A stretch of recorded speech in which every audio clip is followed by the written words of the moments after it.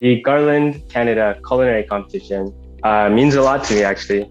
Growing up in the culturally rich GTA, there wasn't a lot of chefs like me that I saw, one on TV, two that owned restaurants, or, just in general. I wanted to do this as a way to kind of help pave that way for other young chefs. See that people like you can do it, and it doesn't have to be something that, you're embarrassed of. You can actually use it as your strength. So this was a way for me to kind of showcase all of that. So first of all, we're going to start making the dashi. I have some kombu here. We're going to finely slice our ginger here. Yeah, I grew up eating a lot of chayote, so I think it made its way to the Philippines via the Spanish trade via Mexico. So it's actually, I don't think it's indigenous to the Philippines. Here we're going to use the Ontario Taleggio.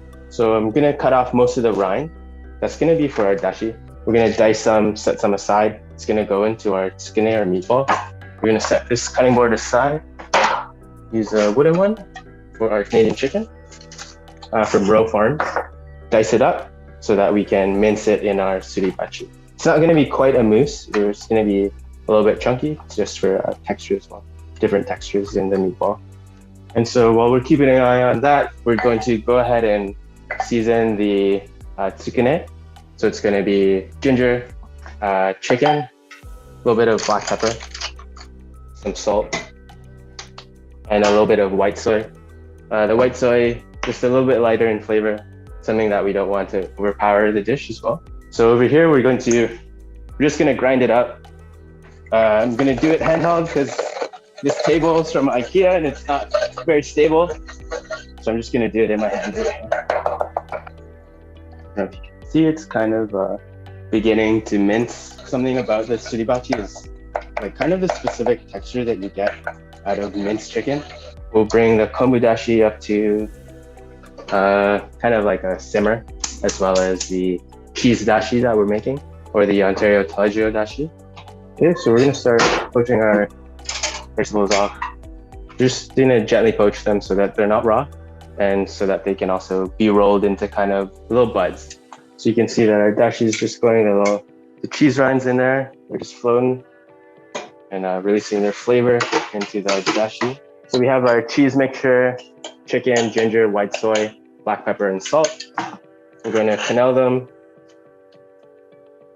drop it into our simmering dashi.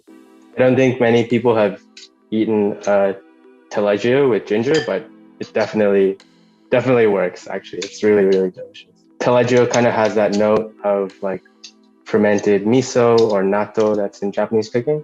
So I kind of took that note into consideration when making the dish. We're going to roll our chayote sheets kind of into little buds, just like so.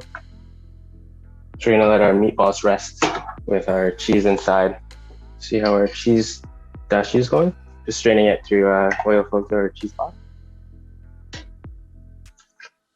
So it kind of like looks like tonkatsu broth, or kind of like Parmesan broth as well.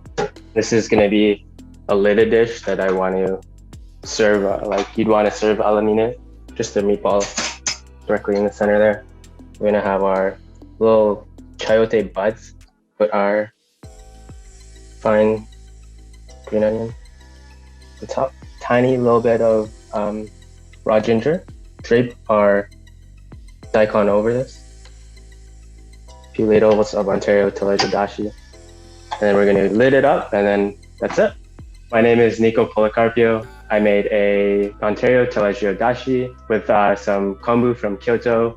I made a tsukune out of some Canadian chicken thighs. Then for garnish, we have some thinly sliced green onion and ginger with some poached chayote squash and some poached daikon as well.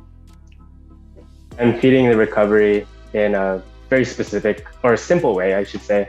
With COVID, I find that you just kind of have to take it day by day and stride by stride. And this last year simultaneously has made me both thankful of all that I've had and been lucky enough to get here, but it just like kind of like my dish, a bit hopeful about spring is just around the corner, or good luck is just on its way. So that's kind of what I wanted to capture with this dish and this competition.